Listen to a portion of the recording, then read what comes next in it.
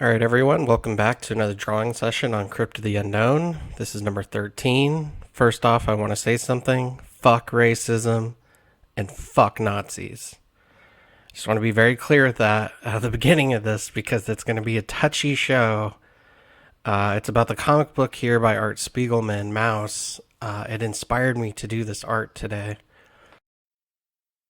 The comic book itself is about a son, a Jewish son, who listens to his Jewish father's tale of, surviving Auschwitz and just the horrendous fucking travesty of it all, like everything, the tragedies, the it's what's the best way to put this? It's just very emotionally driven story.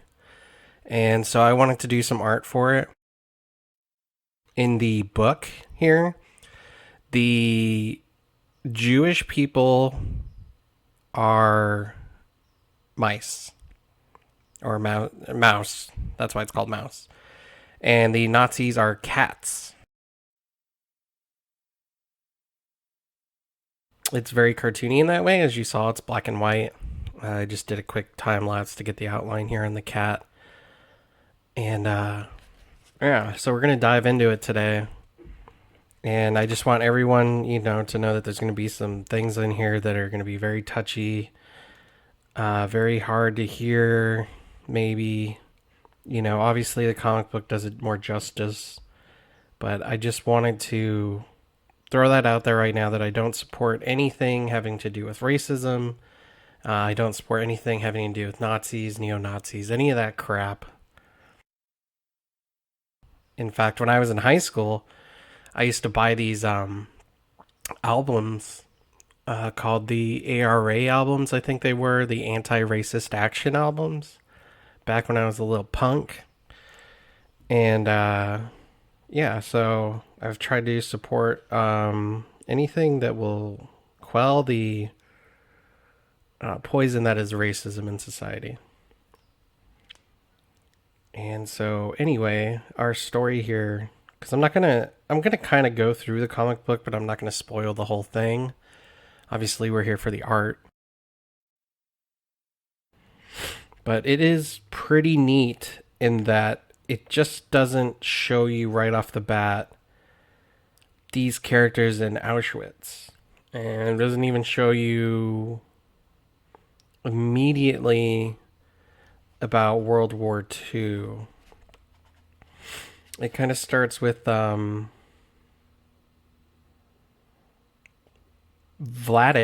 the kid's dad, the Jewish dad, Vladik. He's the main character. And he's kind of going through and explaining that, because the son wants to know why the story starts where he's not with his mom, Anya. And Vladik kind of, I guess he's sort of like a good looking guy, and he's meeting all these women, and he's with some chick for like 3 years or something, and he's still just, has like absolutely no inclinations whatsoever to marry her. Her name's Lucia, and he ends up kind of not falling for Anya because she's prettier or anything, but because she's smart. And there's something about her that he really enjoys.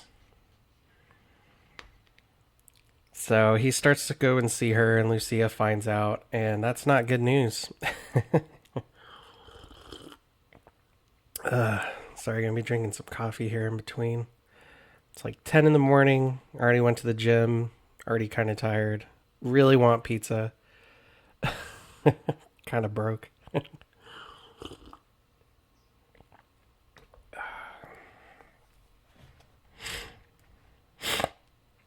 So yeah, anyway. The are already on their honeymoon, and there's already things that are happening where they start to find out that some of the people that they know are either working for the Nazis or not working for the Nazis. They're all afraid about what's to come. and they try to like, live life regularly.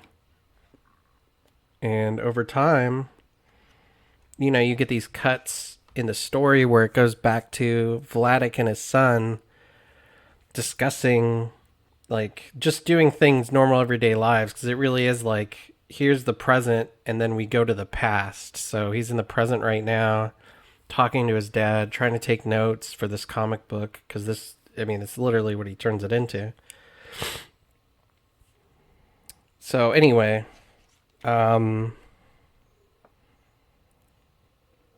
of flipping through it here. The Germans, they say something like, war prisoners may volunteer for labor assignments to replace German workers. And you're called to the front. Housing is abundant, and housing and food is in abundance. And all of them are like, yeah, that's a trick. But some of them go,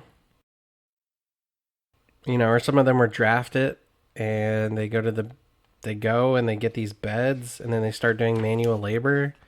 And they realize, shit, we got dragged into this, and it doesn't look like it's worth it working out, because then they start to do manual labor where they can't even take it anymore. It's just so insane.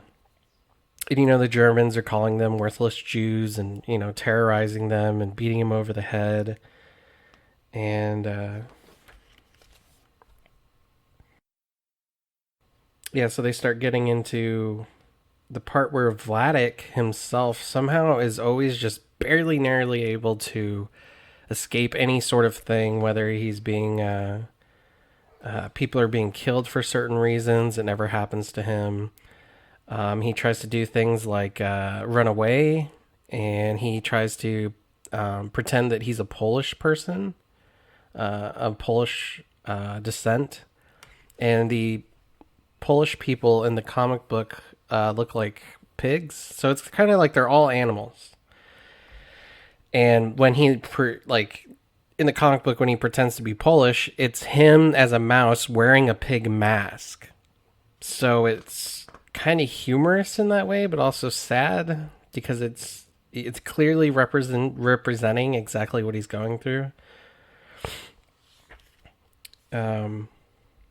But all these people, like his family and stuff, they get together and they're like, hey, what should we do? We gotta stick to our jobs and keep working. And over time, they start to like get taken over by German. The German people just take over their businesses.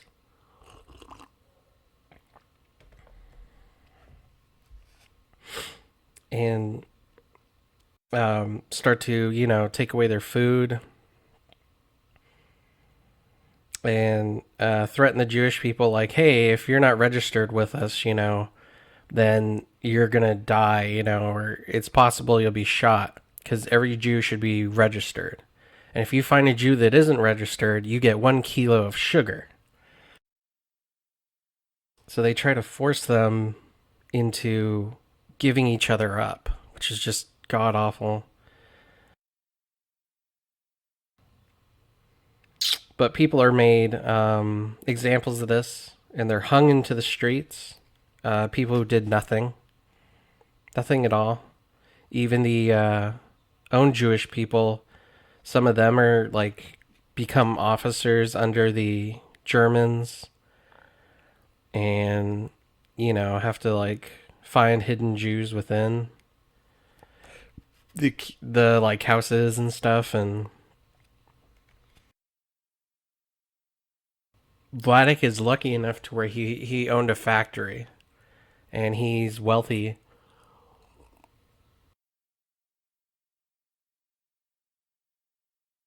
to where he can start like doing little things like, oh, we're starving and we need food, my family needs food. So even though they're held up in this like little, like it's not a prison yet, but they're being held by Germans, so he starts to like sell things like his watch and gold and jewelry, and little by little he like scavenges together like things that benefit him and keep him alive and his family alive, just barely though.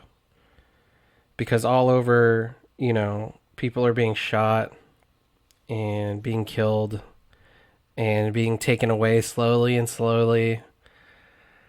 And one of the cool things about Vladik is that he's always thinking of a way to, kind of survive. He's never just like taking the situation as it is and just being like a prisoner. Basically, he's like, oh, I'm gonna figure something out, and he's always nice to the people he meets so that they know that he's somebody they can depend on and trust. And like one of the first things he does with somebody who he meets is they get all these shoes together in a pile because it's like a shoe factory, I think. And they put all these shoes in a pile, and it's all the way to the ceiling, but like it's fake. So they could move like one of the shoes and see this tunnel, and in the tunnel it leads to like this back secret hidden room where they go and try to stay and hide from the Germans.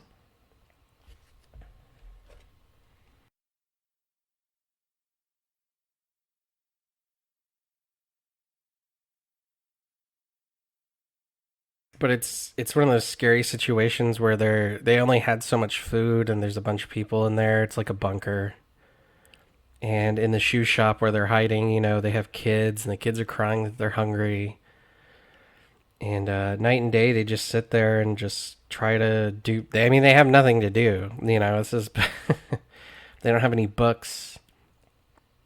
They don't have a cell phone. They don't have the internet. They don't have anything. Obviously, it's back in the 40s, and they're all just sitting there starving, huddled together, hiding out. It's almost like a Anne Frank thing, except for it's not an attic; it's a bunker. But every day, of course, they have to make the sacrifice to try and go out there and scavenge for food, hide from the Germans, and get back to their hiding spot. And eventually they can't stay there because they're running out of food to find. And the town starts to become empty. So again, they disguise themselves as Polish people and they try to go to work by going in different directions and trying to find somewhere to hide and survive. And it works for a while, but Vladik is slowly running out of things he can trade for goods. And Anya's getting worse, going crazy just thinking about it, what they're going to do to survive. So they go to hide in a house. One of the Polish people takes pity on them, lets them sleep in their barn. But she says, if the Germans come, and you get caught, I'm going to say I didn't know you were there. And it's I'm only letting you stay here because my husband is out of town and he comes home 3 days like every month. Other than that, though, you're on your own.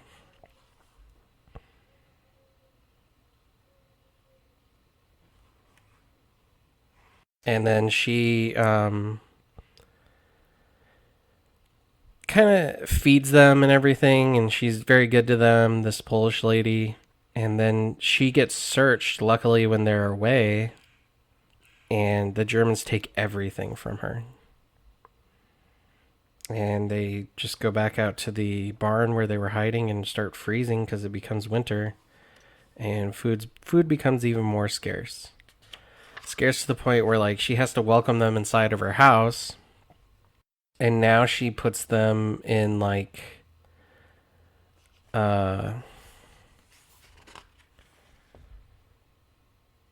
a storage room in the darkness where they have to sit quietly in a storage locker where rats are crawling on them, and they're like literally at the mercy of hiding there for days without food. It's only when she comes down and gives them food can they survive. And eventually they all make like a contact with these smugglers who propose that they can get them to I think it's Paris. Mm, or Sweden. And they talk in Jewish language to try Yiddish to see, like, hey, do you think we can trust these guys, these Polish people? And they're like, well, you know what? How about we two go over first, and then we'll send a letter back saying if we made it and everything's good in Sweden. And they're like, okay, okay, okay. So the first two people leave. Not Vladik. He stays behind because he's not sure. He doesn't trust them. He thinks it's a trick. And they receive a letter back saying, "Oh, everything's good here. We're all good. We're fine." And it turns out it was a trick because the Polish people, when they were speaking when Vladik and his friends were speaking Yiddish, trying to make of what they think they should do, the Polish guys who were the smugglers also spoke Yiddish, so they knew exactly what they were saying. And there's all these other little like parts here where people are hiding in like there's a big shithole in the middle of a town where everyone takes a dump, and like Jewish people are hiding in there. They have to.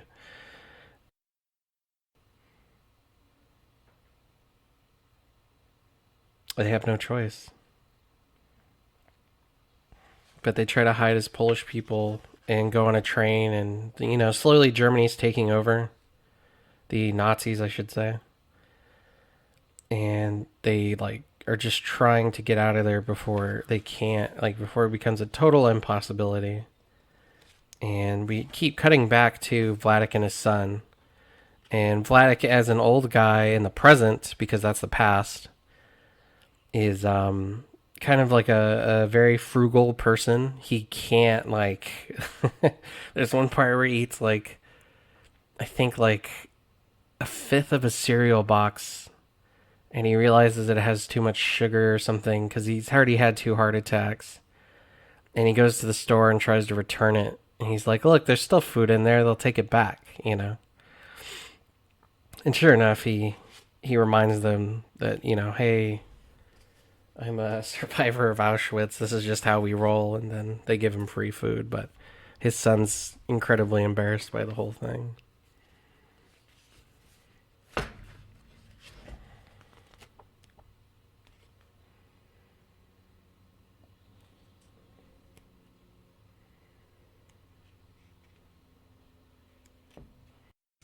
One of the sad things, too, is that Vladik's son, Art Spiegelman, who wrote this, he finds out that during the war, Anya had gotten pregnant and that he actually had a brother before he was born, because he was born outside of the war when they came to America.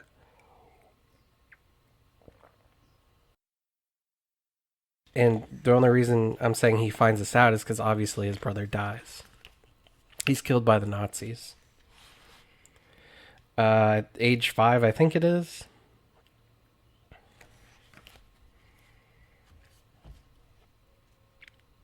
It's just terrible.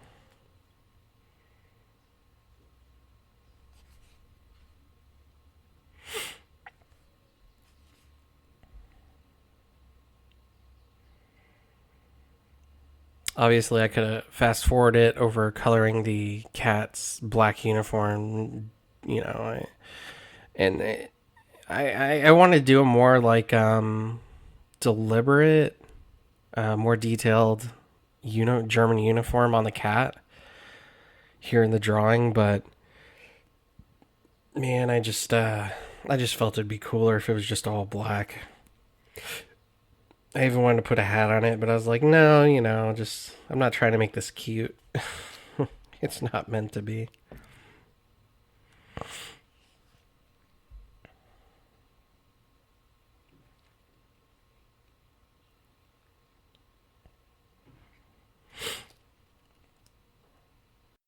One of the things that reminds me of my actual grandfather uh, is that Vladik always asks his son, he's like, how do you sleep so much? Because Art gets up late all the time with his wife when they go to visit him a lot, when he's telling him the story and everything. He's like, it's really hard, Dad. You have no idea.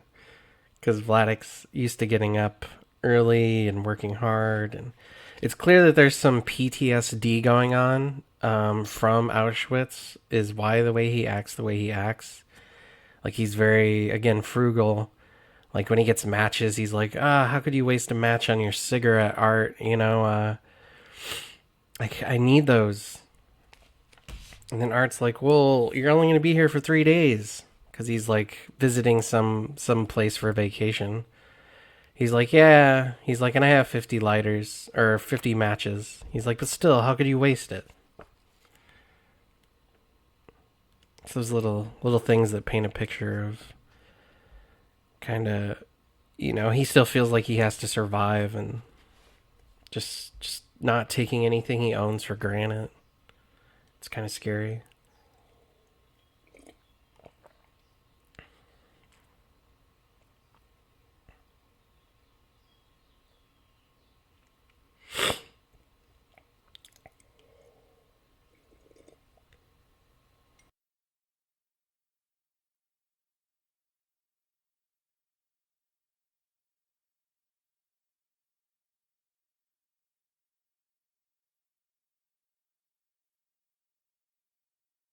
So anyway, after doing a lot of hiding and starving and crossing like many parts of the world, trying to outrun the Germans, they eventually get caught and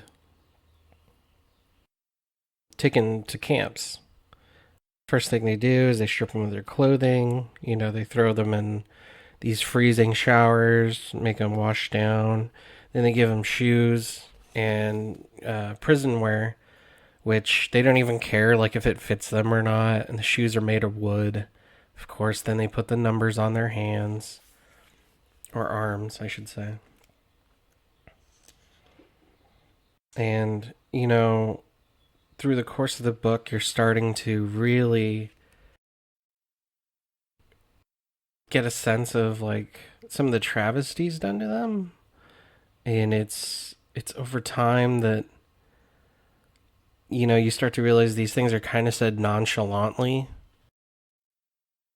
like as matter of factly, because that's the way Vladik's telling it to his son. So it's just crazy, and all the things, all the times that Vladik kind of nearly could have been killed are just insane. But they do things like where they make like two Jewish people share one bed, even though there's space left, like in the camps. And then they'd be like, well, why? And then the next day, of course, 400 more like Jewish people would arrive, and it's just sad.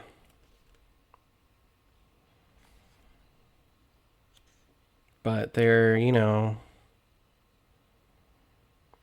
beaten here and there, and Vladik realizes that and this is the big thing about Vladik. This kind of cool thing about him is that one of the things that always kind of saves him, a reoccurring theme, is that he's very good at doing things. Like whether it's that he knows Polish, Yiddish, German, and English. English. So he knows like all these languages, which kind of help him because there's like various reasons why he needs to use them and to get him out of danger and pull him out of the fray or get him food rations or better clothing, all sorts of things. And then there's also the fact that like he's seen somebody do like roofing or tin welding or shedding or whatever it's called, shoe repairs, all the stuff that he's learned kind of in labor grant him amnesty from people who are, turn off my phone here,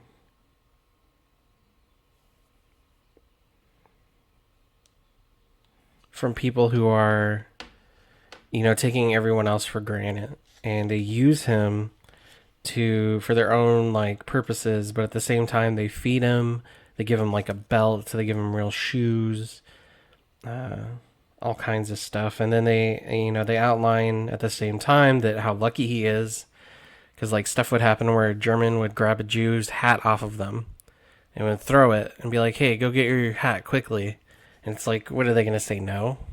So they'd go get it, and then the Jewish, or the German Nazi who grabbed the hat and threw it, he'd be like, "Look, escapee," and then he'd shoot him, and then guess what would happen? They'd get a 3-day vacation, because it's like, oh, you stopped an escapee. Good job.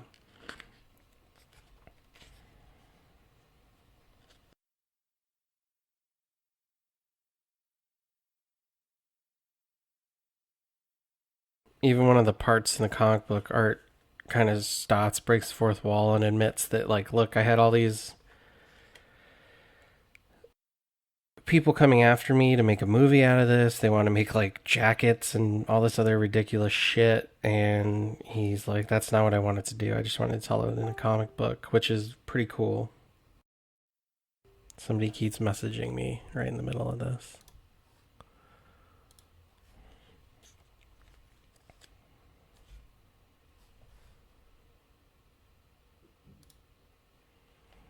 All right. Anyway.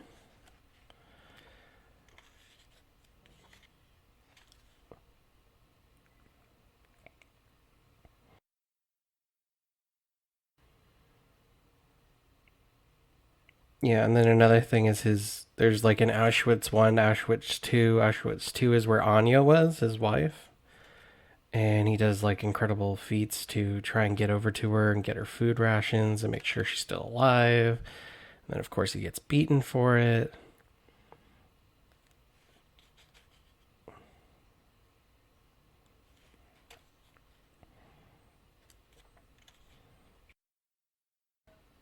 Outlines the fact that a lot of Jews had to dig their holes and then they would burn them alive, bury them alive.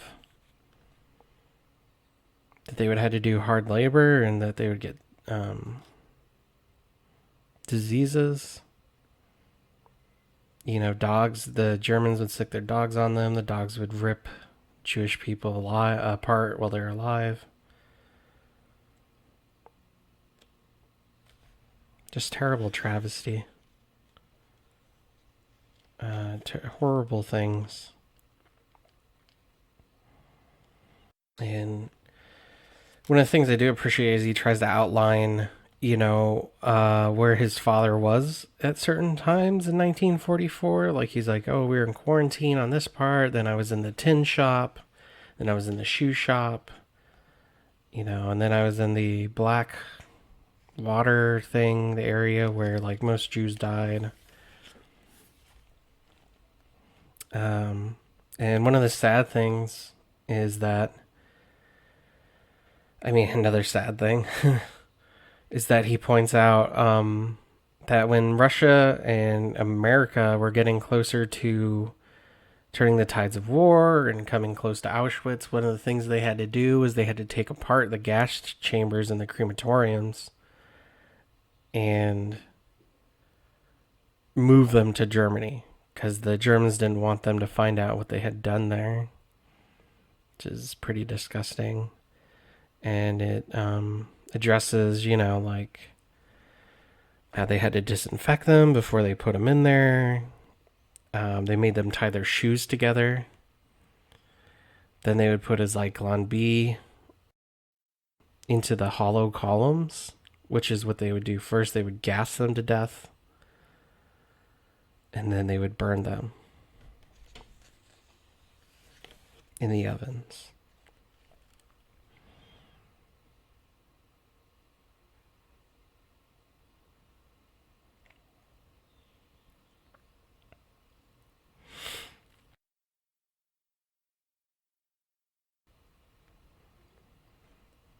One of the things he points out is he says, here's a quote. He says, and those what finished in the gas chambers before they got pushed in these graves were the lucky ones. The others had to jump in the graves while they still were alive. Prisoners that worked there poured gasoline over the live ones and the dead ones, and the fat from the burning bodies they scooped and poured again so everyone could burn better.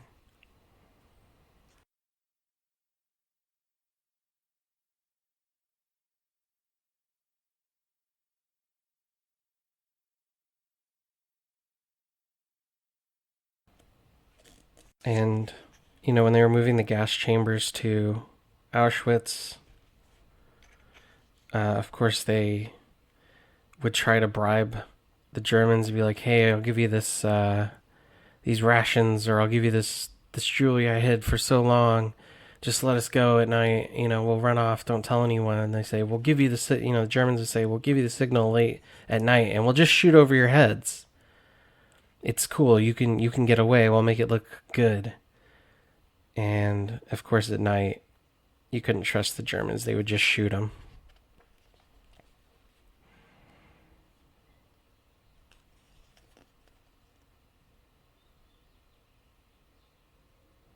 And probably the worst part near the end of the story. I mean, you should still read this 100%. It's a perfect comic book. It's amazing.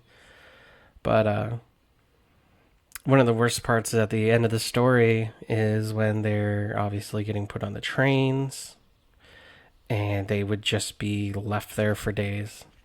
And they would have to stand the whole time. So for days, they would have to stand with no food and no water. And he details like how people go crazy, and in order to get other people to fall down, people would start stabbing each other in the legs.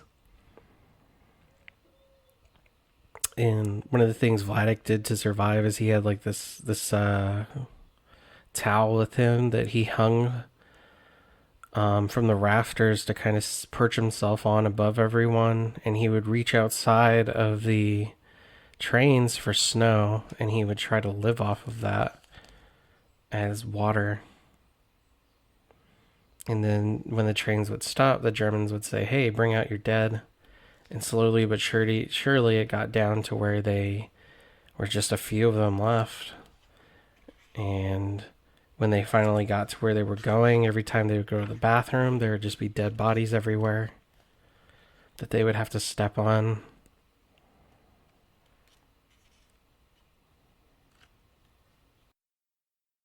So on and so forth. I won't ruin the ending here. I just kind of wanted to outline some of the darker things, darker events that happen on in the story, and just even kind of what a harrowing tale it is, a survivor's tale, as it says. A lot going on here that, to unpack, and I can't outline it all during a drawing here, but I just felt the need to talk about it. And, I'm obviously a fan of comic books, and I wanted to do a quick drawing here of it. I obviously didn't practice any of this, but it wasn't like a difficult thing to draw the way the mice are drawn, or mouse is drawn in the comic book. The cat, also not really that hard to draw. And even the pose here in the actual art itself is something that's kind of been done a lot, And I always wanted to find a reason to use this like shadow, foreboding shadow look over some sort of character for a long time. And it just so happened that Mouse kind of gave me that opportunity.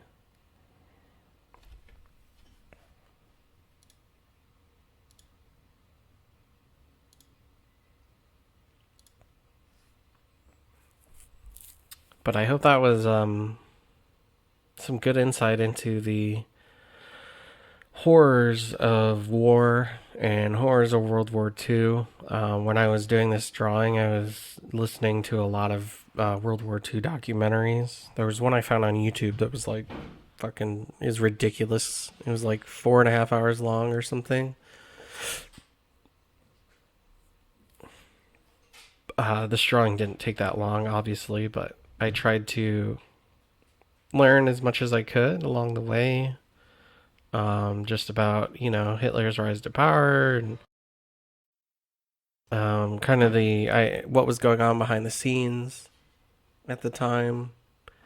Between, like with Stalin, who's another fucking crazy person, just like insane, crazy person. That's its own story. Just the impotence some leaders have, and like the decisions they were making, and all I can say is that it's worth learning about the history of World War II, and it's worth reading this comic book. Certainly, it's not a fun read, but it is 100% a perfect comic book from beginning to end, because it does encapsulate just how bad Auschwitz was, but it also shows the PTSD kind of Vladik suffers through, and how his son Art, just, I don't want to say he doesn't get it, but he's in love with his father, and he wants to share the story. And there's also some revealing things that, like, Vladik got rid of Anya's diary that she carried with her through the war. The reason being is because he just couldn't stand to think about it. Even after the war, there's like a part where they're telling him about some of his friends dying. He's like, just stop. I can't hear about it. And it's horrible. But, I wanted to share it with everyone. I think everyone should go out and read this. In fact, I saw it so many times in 8th grade and high school, and I never like thought to open it up. I was like, I don't care. I don't care what about like Nazi whatever and blah blah blah. I was so ignorant, and I'm glad I did now. I'm glad that I took the time to go out there and read it, and it's 100% worth a read. It's just so good to learn about this, and share it with people and remind people the most important thing is that racism is a big waste of time, and it is disgusting. And we only learn to better ourselves through more culture, understanding of culture and the people in the world around us, and accepting those for who they are, and being 100% prepared to know that we might not understand it internally, but it's not for us to be the ones who have to understand every single facet of it. It's just for us to help other people promote who they are and accept them and share the love of that. And that's just kind of like my advice for the day. So just, go out there and just be nice, be good to people. Life's too short to go out there and be angry all the time. You always have something better to do than to argue all day and be a negative Nancy.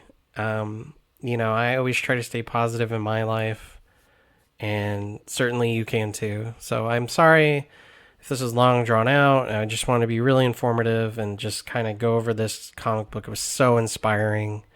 It was a great read, and I at some point I'm probably just going to read it again just because there was so much in there. But I want to thank everyone for being here, and have a good day, and just be good. All right.